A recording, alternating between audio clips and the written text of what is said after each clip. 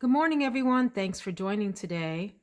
I'm going to be reviewing my scent of the day and makeup wardrobe for today, but just wanted to take a look at all of these gorgeous perfumes. I am waiting on some more risers from Amazon so that I can better arrange this collection and be able to see all of these gorgeous bottles. It's going to be about in the mid 50s here in Central Virginia today. I'm kind of feeling like I want a warm and spicy scent, but not too heavy since it won't be, super duper cold. And I think I'm going to go in for Santal Kardamon by Lancome. This is part of the Maison Lancome more exclusive line of perfumes and comes in the super luxe heavy bottle with the metal plating on the front and on the side with the name and the magnetic cap. This one has a white cap on it instead of the gold caps that some of the others have.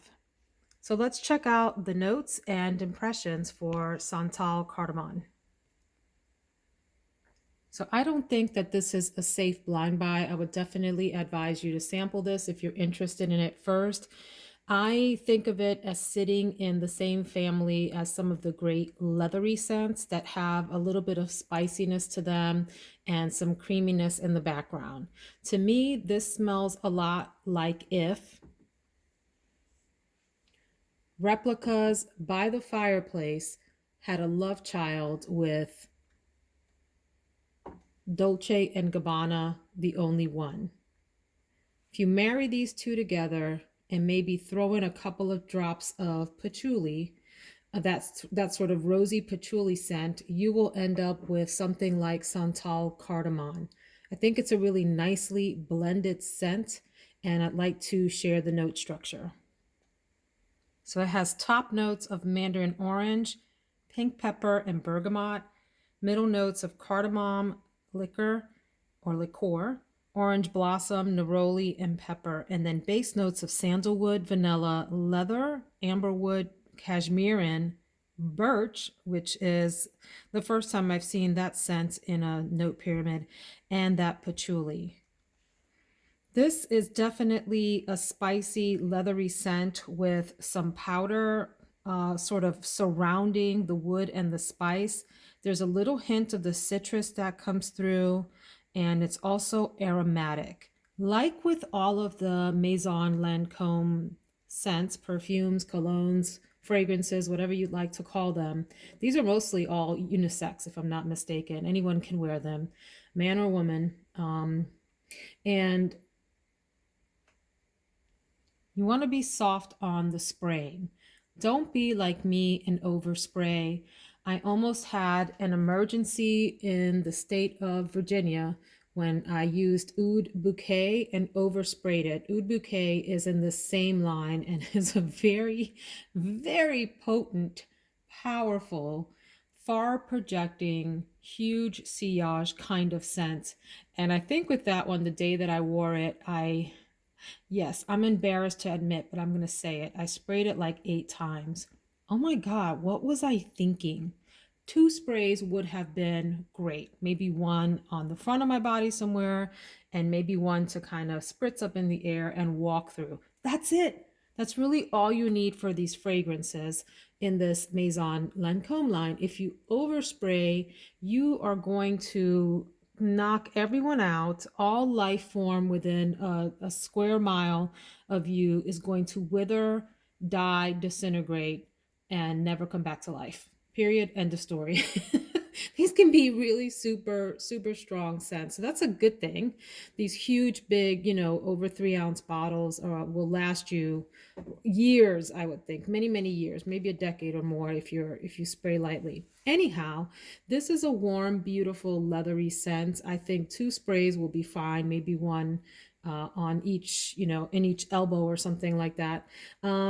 I really like this. I think this is a nice, creamy, leathery scent with a little bit of powder. Like I said, some of that citrus shines through. If you don't like leather, I would not advise even trying this because I think that's really a prominent accord in this fragrance. But it's a beauty. It's unique. You won't smell like everyone else. And it's not your typical like oody, rosy, mixture. It's something different, unique, a little bit exotic and spicy. Let's go check out the wardrobe, makeup wardrobe for the day.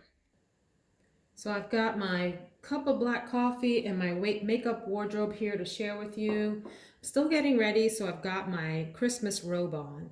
Don't judge. Yes, I know Christmas is done and we're heading into the middle of January at this point.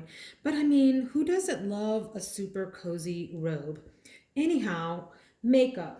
So, video conferences all day today for work, and I'm noticing on my video calls that the eyeshadow that I put together, the look that I put together, sometimes doesn't come across well on camera.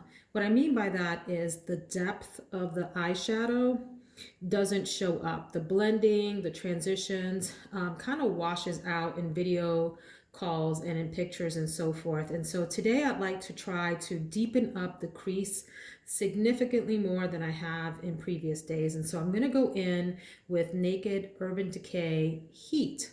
Urban Decay Naked Heat, sorry, is the name of the palette. And that's going to be the star of the show. But to run through the rest of the products for today, I've already primed my skin with this Bareminerals Primetime Original Foundation Primer.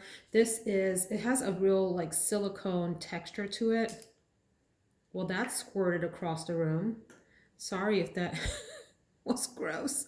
Anyway, this does a really nice job of providing like a little bit of that sort of silicone kind of primer to fill in pores and so forth. As I always say, I went in with my moisturizer beforehand with my SPF. Always do that before you do anything else to your face in the morning. And for those of you that are in drier climates, you may want to even wait a few minutes for your first layer of moisture to settle in and go back in with a second layer. And especially for those of you that do concealer and so forth under the eye, you may want to even dab an extra layer under your eyes in the area that you would put concealer in to give a nice foundation of moisture for your concealer and eye products. My eyeshadow primer is going to be the MAC Paint Pot in Painterly, which has a little bit of a sort of nude pinky base to it. Provides a nice waxy, maybe even a little sticky base for your eyeshadows. I don't always powder over my primer. Sometimes I just leave it nice and sticky, give it a second to settle down before I go in with my eyeshadow, and then my eyeshadow is all set for the rest of the day. We already know that I'm going to go in with my Becca Anti-Fatigue Under Eye Corrector Concealer, which fills in some of the fine lines before I then go in with the actual concealer. I'm going to use something a little bit lighter today than normal. I do have medium skin tone, and I tend to go in with more tan kinds of products that are closer to my skin tone, but I do want a little bit of a different look today, and I'm going to try to brighten up my under eyes with this CoverGirl True Blend Undercover Concealer in the color Light Nude, which is super light for my skin tone. But I do want to give it a go. This is, a little bit of this concealer will do you well. It's a good drugstore option. I think I got this for under $10. I'll say, $8 or $9 or something like that. And it blends out really quite nicely and behaves well if you take the proper steps to prep your under eye area with moisturizer and so forth. My foundation for today is going to be the Revlon Photo Ready Candid Natural Finish Anti-Pollution Foundation. They always have these super long names for foundations. Does anyone else notice that? Do we care, or do we just want the basic name? Can we just call it the Photo Ready Candid Foundation? I'm cool with that, but that's fine. Thank you, Revlon. So I have this in Natural Tan 350. Great drugstore alternative to some of the higher ends, performs pretty decently. This is not one that will take me all the way into the night if I have a really, really long day where I need to go from morning to night, but it does fine for the work day, and I like it. It gives it a nice finish. I will also today, I'm kind of feeling a little saucy today, and I want to put some extra shine on the high points of my face. So I will go in with this Physicians formula. Spotlight Illuminating Primer Base. Except I'm not going to use it as a base primer. I'm just going to use it almost as a highlighter. This is sort of, think of this as like a cheaper alternative to the Hollywood Flawless filter from Charlotte Tilbury.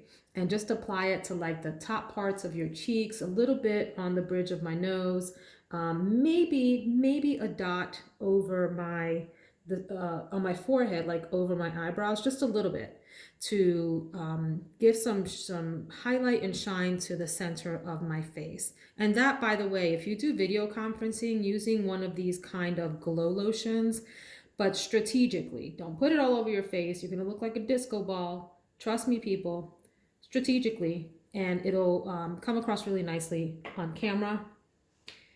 Where do we want to go next? My powder is going to be the Wet n Wild Photo Focus Banana Powder. Again, a super duper inexpensive alternative. It's a banana powder, meaning it has a little bit of a yellowy undertone, which will go quite nicely. It's ever so subtle, the effect of this, but the where the magic happens here is as you combine it with all of your other products. So for me today, I'm going to go for a heavy, warm, brown, bronzy kind of look. And this on the skin, you won't notice it. No one will look at my face and go, oh my gosh, you've got banana powder on. But it'll have this sort of subtle effect of blending all the colors together or helping the whole look kind of come together. I'm going to go in for a little bit of sculpting with Natasha Denona's Sculpt and Glow palette. People don't really talk about this, but this is a fantastic sculpting palette. It has cream powders, not cream powders, it has creams at the top that you can sculpt with, like here for highlighting. This is the darker one. I would never use this to highlight on my skin, but I could use this to conceal a little bit. I would definitely use the contour in the hollows of my cheek to do a little bit of carving. And then this is a shimmer to give you a little bit of glow. And then there are powder products that do the same down here. Really beautiful palette. I just love the way that the Natasha Denona packaging is sleek and glamorous, and just enjoy using her products quite a lot. So this one is under the radar. People don't talk about that a lot, but I love it.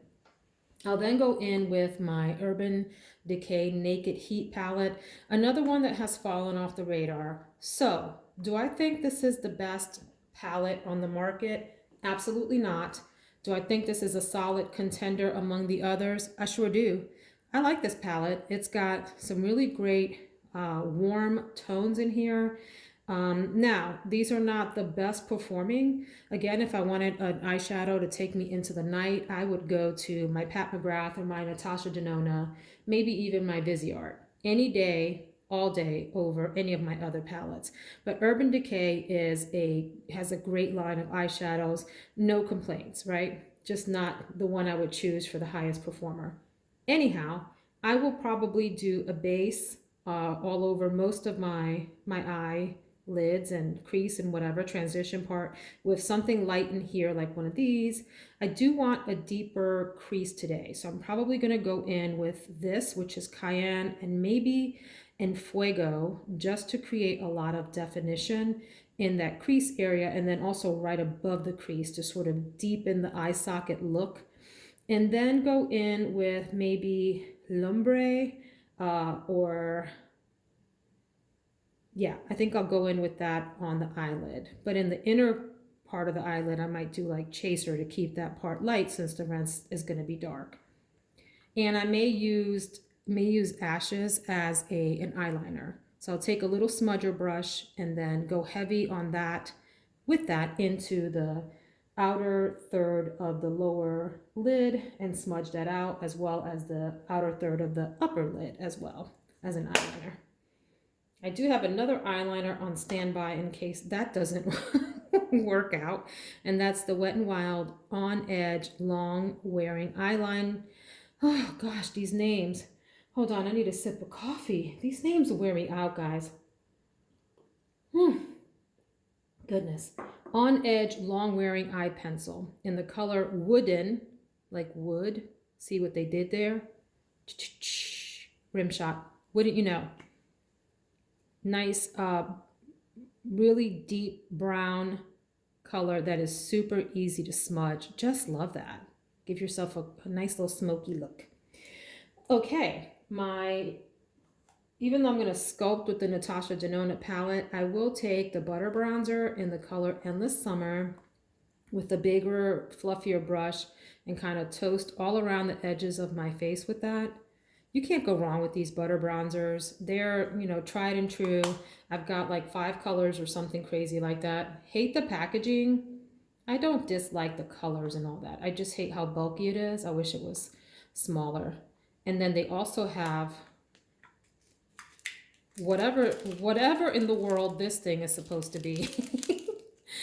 The applicator, which as you can see, I've not even taken out of the plastic. But anyway, so that's Physicians Formula Butter Bronzer to toast the edges of my face, as the makeup artist Scott Barnes would say. I will use,